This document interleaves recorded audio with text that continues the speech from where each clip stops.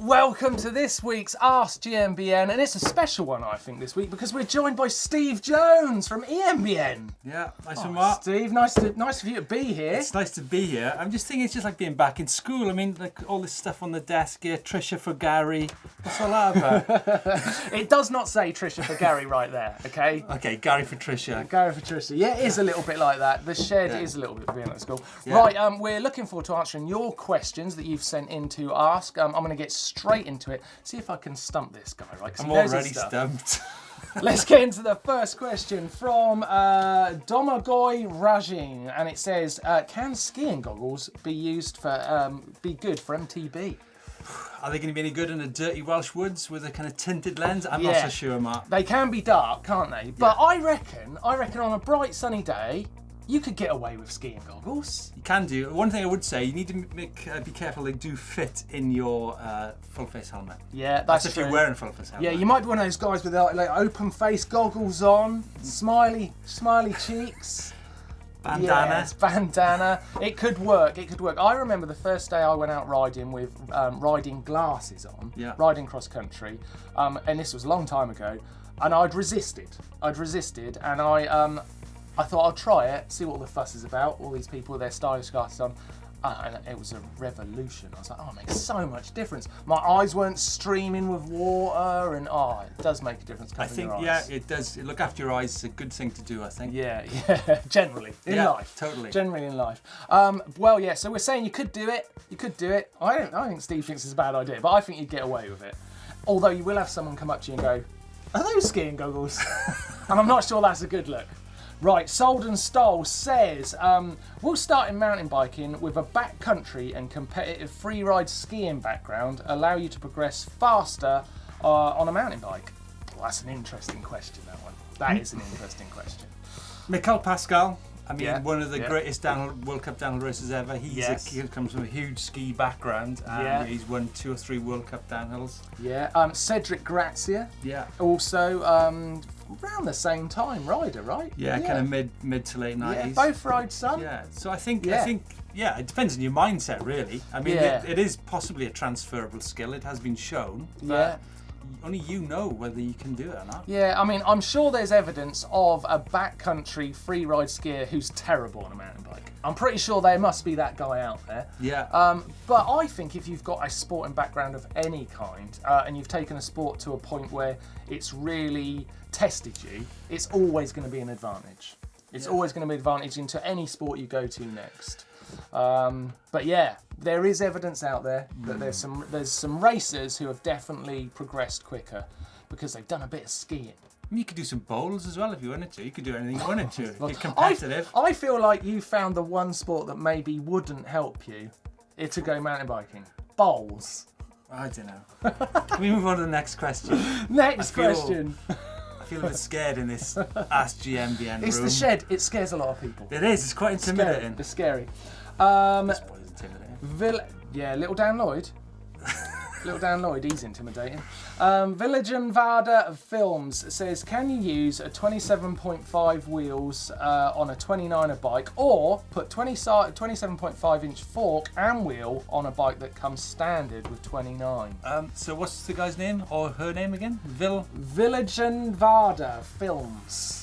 Well, you can put whatever size wheel you want into a 29-inch wheel bike, but you know what? There are a lot of bikes out there at the minute. I mean, the Specialized Enduro, there's a white. They both have 29-inch wheel bikes that you can fit 27.5 in as well. And what it does, ultimately, the bikes with the 27.5-inch wheels got a better geometry. So, but you need to be careful. You don't want to get the bottom bracket too low to the ground. So you're saying on those bikes, the bikes with the 29, when you've got the 29-inch wheels in, it's working out the bottom bracket's actually too high. Well, if you want really the sweet spot, I mean, for example, the bottom bracket might be, around about 345 or something with 29, then go down to like a 338 with a 27.5. Right. I think on like a 160 bike, a downhill bike, 338mm bottom bracket is talking bottom line there, really. Right. But you don't want to be riding your bike with a 360mm bottom bracket. No, ultimately, it depends on your bike. It depends on the tyre size as well. Yeah. Depends on your forks. That's a huge question. We could spend the next week talking about that if you wanted to. I'm going to have to stop you from doing Sorry. that. I'm going to have to stop you from doing that. I'm going to move on to the next one, but good answer, Steve. All right. Like that one. And it might be Village Invader films. It might be. I'm not sure. Village Invader. Anyway, Village Invader or Village Invader films, I'm not sure. Good question though, thanks for sending it in. You're gonna like this one, Steve. BMCH says, can I use tubeless Presta valves in my Schrader rims? You see, I've got a problem. I've always had a problem. I don't know between the thick ones and the thin ones, which are which. And doesn't that reassure everyone? Does anyone know? Does anyone know the difference? I mean, I'm sure if we go online, we could find out. I think Schrader's the big one. Do you know what? Presta's the little one, right? That's right. Dom is nodding. Dom knows. Thank goodness. Yeah, I've been on these press camps. People say, "Oh, you're a Presta or Schrader?" I go, "The thick one." Yeah, that's me. Yes. Well, so get into the question. So you want to go tubeless. You've got Presta valves, but on you've got rims with big holes in them. Yeah. Now, I think you're gonna struggle because your Presta valves are going to be too small, but you can get an adaptation that means you could do it. My big question.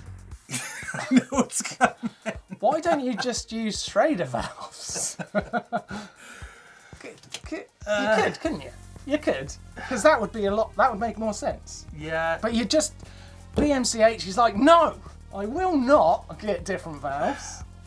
What BMCH is saying is, it does actually make sense.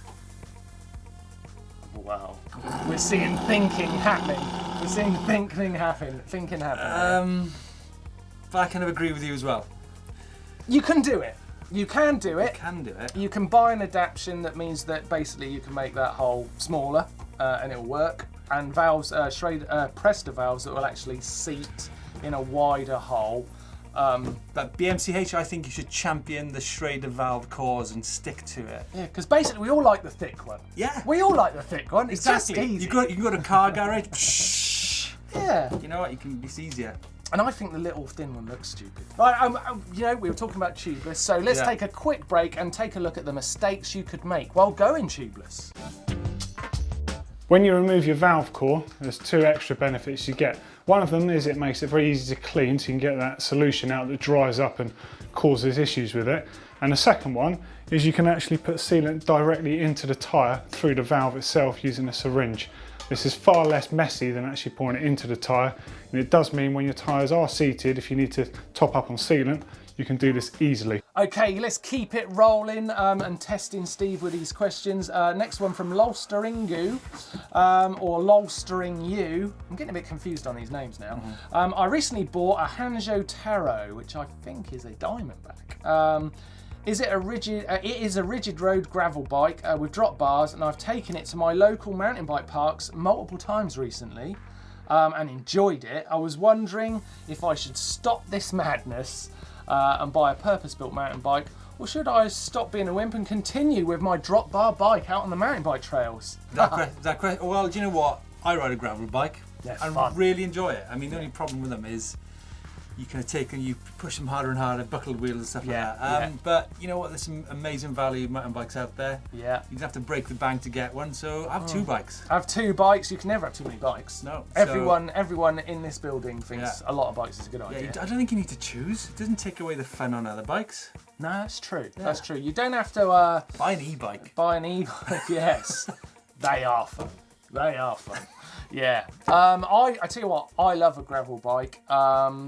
And I tell you what, you've only got to look back, search on Google, Tomac 1990. You are going to see a guy on drop bars doing stuff you wouldn't believe, going in speeds you wouldn't believe. Fair enough, he's got mountain bike wheels on, but it just goes to show that how far you can push it with drop bars on. Have you seen what he does on the drop handlebar? That doesn't count, that's cheating. That's filming, it's different. It's all smoke and mirrors. Are you telling me you're cheating? It's all green screen. We're cheating when you went over that bridge in Bristol. I didn't really do it. I've got a stuntman to do that. I'm not doing that, it's crazy. Well, even the stuntman, he actually did it. Yeah, I didn't do it. I wouldn't do that. Yeah, whatever. It's dangerous. Rowan Connolly says, got a brand new hardtail for 600 quid. Good for you. And I really want to upgrade it, as the frame is super good and strong, but the rest less so. Worth it or not? Worth upgrading a £600 bike? I'd say it's always good upgrading an antique. Sorry, I think there's some great full suspension bikes out there for for less than £1,000 if you need to. Why get beaten on a hardtail?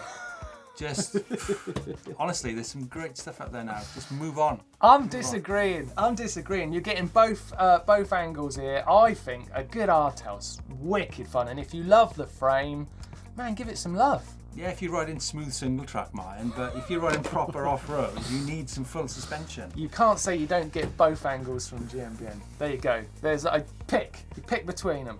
Adam Siegeland says, I'm going to buy a bike in the 3K range. Show off. Should I go for an aluminium frame with good components or a carbon fibre frame with cheaper components? I almost... Now... Well, look. Now, before you say anything, Steve, I'm going to say... I better go. Martyn, it's been really nice we want to hear your answer. We want to hear your answer. I feel like, oh, God. I think a good aluminium frame, I like them. And I would personally go for the reasons that I like an aluminium frame. I don't see a problem with them, and good components is what I'd be turned on by.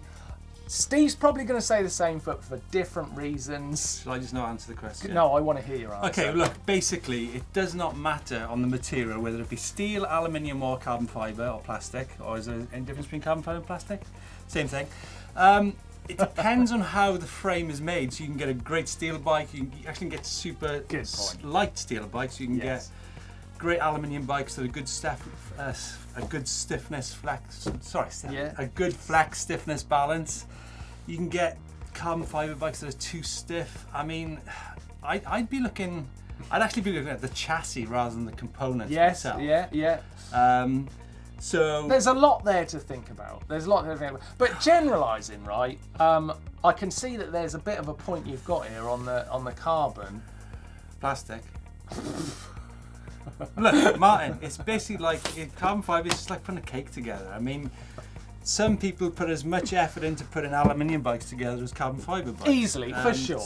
Like I said, there's good carbon fibre bikes and bad ones. There's good aluminium bikes and bad ones. So. Right. While we're talking about carbon fibre, let's take a look at this video Doddy did. He put a lot of hard work into it. 7 things you didn't know about carbon fibre, including it might just be plastic.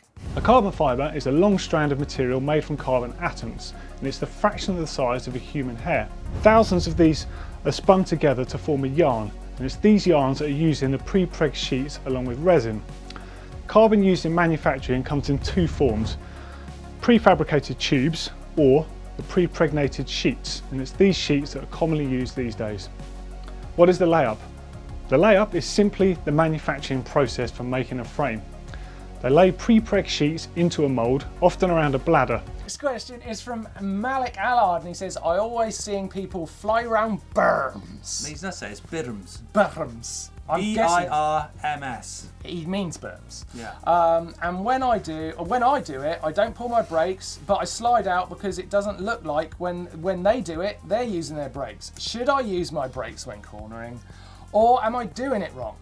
I still want to keep my speed. So he's seen some really fast riders. Lean it in, Mike. Lean it in. They don't seem to use their brakes in the berms. They're not using them. Unless they're trying to stop. They're actually 100% not using their brakes in the berms. But the thing is, you look at Sam Hill, he doesn't even use the berms. No, he doesn't use the berms or his brakes. No. Those fast guys, you only want to take notice of what they're doing to a certain extent, because they are doing some things that are next level. You're going to get there in due course. Go and try some corners with no berms. Flat, rooty, horrible corners. It'll probably teach you better skills. Yeah, and it gets back to that point about those tyres, is learn about grip. Find where the grip is, and that's where you find your speed. Yeah. Yeah, absolutely. Now, to help us with that, let's take a look at how to corner fast, which is a video we made before. So flat corners are probably the hardest corners to try and ride fast, because a slide can easily turn into a crash.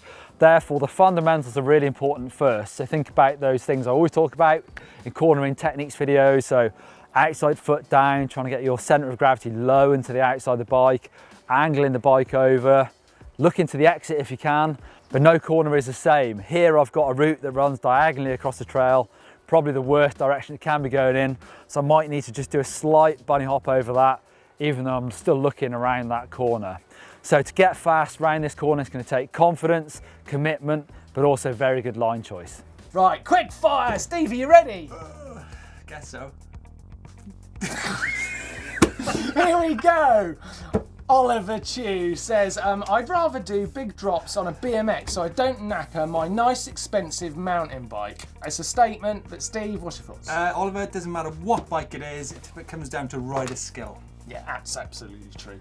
Black Eclipse, could I put downhill forks on a 160 travel mountain bike? You can do whatever you want, do it how you want. No rules, like it. Yash says, why is there a creepy hand on the shelf? There's not, is there? I don't like creepy hands. There isn't one. You may have misseen. It's possible. Someone who doesn't have a name, is there such a thing as a bike with a rear shock but no fork travel? Can you imagine how that would handle? I really hope there is my answer. Oh my God, someone's going to design that now. Yes, Matthew Quinn. Great idea. Are alloy bike frames any good?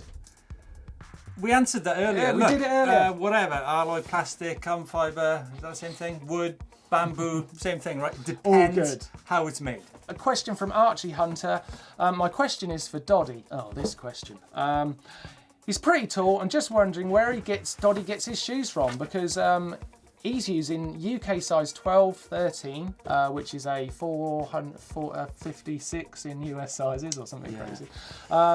Can't find the size anywhere, please help. So, we wanted Doddy's answer on where to get big shoes like Doddy, but he didn't reply. Can you call him?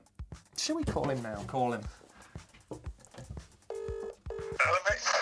Doddy! How's it going? It's all right. What are you doing? Going downstairs to look for a bike. Why? Well, we're trying to answer a question on Ask, and you're live on Ask GMBN. And we're trying to answer this question. This guy, Archie Hunter, has got big feet like you. Where'd you get your shoes from? Well, shoe I'm running mixed two shoes. I'm running a Northway sort of XC shoe. Yeah. It's a bit cold for them at the moment, so I'm using the Scented Grass Enduro Mid. Oh. Which I really like. Nice. It's got a cold weather shoe, but it's pretty. It doesn't really let much water in. It's quite warm, quite robust. And it's got that Michelin dual rubber sole on it, so it's pretty good for walking off the bike. Yeah, this time cool. of year when it's pretty.